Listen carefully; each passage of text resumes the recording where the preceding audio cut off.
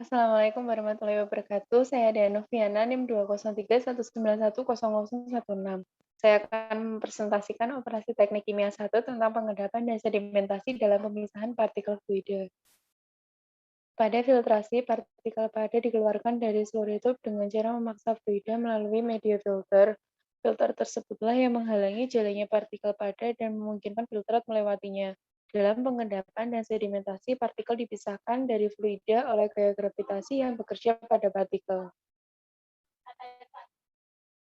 Next. Berikut ini merupakan aplikasi pengendapan dan sedimentasi. Yang pertama, penghilangan padatan dari limbah cair.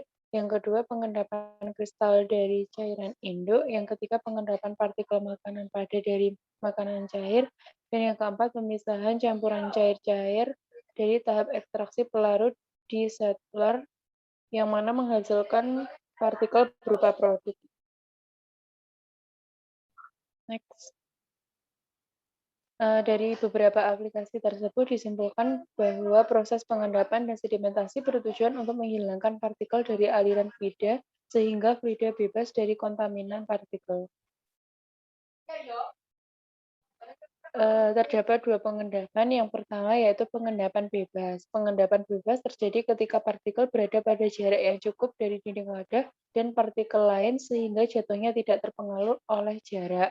Pada pengendapan bebas ini, partikel dapat dilihat dari luar wadah dikarenakan gerakan partikel saat jatuh tidak dipengaruhi oleh gerakan partikel yang lainnya. Next. Yang kedua, pengendapan terhalang. Pengendapan terhalang terjadi ketika partikel berdesakan dan mengendap pada tingkat yang lebih rendah. Pada pengendapan terhalang, partikel tidak dapat dilihat dari luar wadah dikarenakan gerakan jatuh partikel terhalang oleh gerakan partikel yang lainnya. Next. Sedimentasi merupakan pemisahan sluri encer atau suspensi dengan gravitasi mengendap menjadi fluida bening dan sluri dengan kandungan padatan yang lebih tinggi. Seperti pada grafik tersebut, yaitu waktu dan kedalaman berbanding terbalik. Apabila waktu yang diperlukan semakin cepat, maka kedalamannya akan semakin tinggi. Dan begitu pula apabila waktu yang diperlukan semakin lama, maka kedalaman akan semakin rendah. Next. 14.3b, yaitu teori gerakan partikel melalui fluida. Yang pertama, penurunan persamaan dasar untuk bola kaku. Komponen yang diperlukan partikel dalam bergerak. Yang pertama, perbedaan densitas antara partikel dan fluida. Apabila fluida sama, maka F aku mengimbangi F eksternal. Yang kedua, gaya gravitasi eksternal diperlukan untuk memberikan gerakan pada partikel. Next. Gaya yang bekerja pada partikel kaku yang bergerak dalam fluida. Yang pertama, gaya gravitasi yang bekerja ke bawah. Yang kedua, gaya apung yang bergerak ke atas. Dan yang ketiga, gaya tahan atau tarik yang bekerja berlawanan arah dengan gerakan partikel. Next. Equation 14.31, yaitu gaya apung Fb pada partikel. Persamaannya Fb sama dengan M dikali Rho dikali G per Rho P sama dengan Vp dikali Rho dikali G, yang mana Fb merupakan gaya apung dalam satuan Newton, M merupakan massa dalam satuan kilogram, Rho merupakan massa jelin dalam satuan kilogram per meter kubik, dan G merupakan gaya gravitasi dalam satuan meter per sekon kuadrat. Rho P merupakan massa jenis partikel padat dalam satuan kilogram per meter kubik, dan Vp merupakan volume dalam satuan meter kubik yang dicari dengan membagikan massa dengan Rho P. Next.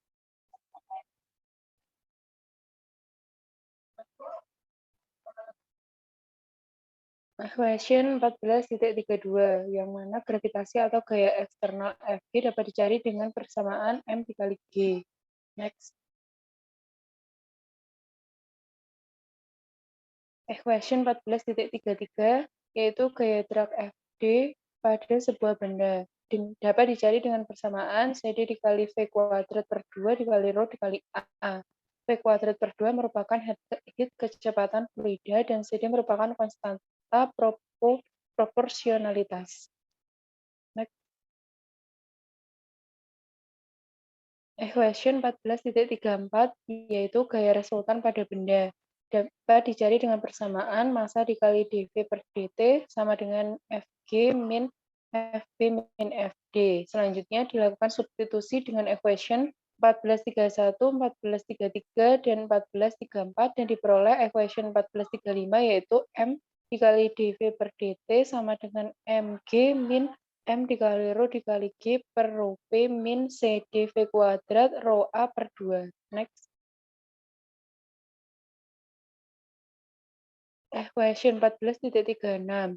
Kecepatan terminal partikel. Benda dilepaskan dari posisi diam akan jatuh. Jatuh benda tersebut terdiri dari dua periode. Yang pertama, periode jatuh dipercepat, dan yang kedua, periode penurunan kecepatan konstan. Kecepatan tersebut disebut dengan kecepatan penyelesaian bebas atau kecepatan terminal Vt yang dapat diselesaikan dengan persamaan Vt sama dengan akar 2G dikali rho P min rho dikali M per A dikali rho P dikali CD dikali rho, di mana M dapat dicari dengan Pi dP pangkat 3, rho P per 6, dan A dapat dicari dengan Pi dP kuadrat per 4. Next. Equation 14.37, yaitu kecepatan terminal partikel bola.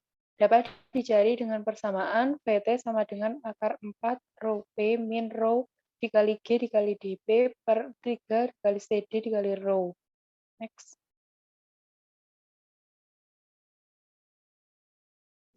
Selanjutnya, koefisien tarik untuk bidang kaku. Koefisien hambatan untuk bola kaku ditunjukkan sebagai fungsi dari bilangan Reynolds, yaitu dP dikali V rho per mu dari bola dan ditujukan pada gambar 14.31 berikut, yang mana apabila NRE kurang dari 1 disebut dengan aliran laminar yang dengan CD 24 per NRE.